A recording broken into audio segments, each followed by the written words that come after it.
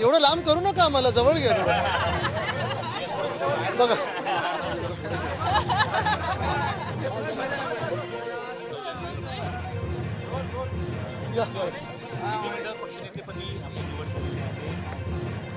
आज आम्ही आमची विधिमंडळाची बैठक घेतली. त्याच्यात अनेक वेगवेगळी जी पदं आहेत ती जाहीर केलेली उद्धव साहेबांनी.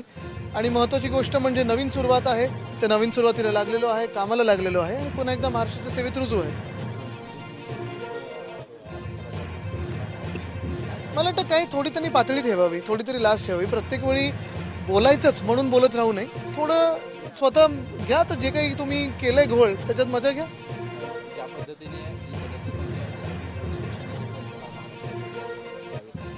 बघा सगळ्या गोष्टी आत्ता बोलणं योग्य नाही. काही काही गोष्टींवर विचार चालू आहे आणि नंतर योग्य वेळी बोलू.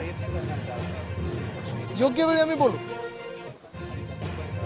मुख्यमंत्री कोण आहेत कळले का? तुम्ही विरोधी पक्ष नेते म्हणतात, तुम्ही मुख्यमंत्र्यांबद्दल मी तुम्हाला विचारते कळले का? नाही आता 48 तास झाले, कोण होईल आता बघूया.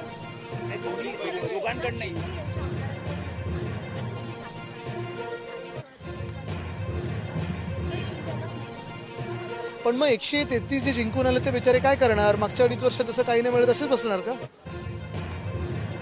आणि खरोखर ते जिंकून म्हणजे कुठच्या मताने आले ते पण कळणं गरजेचं आहे.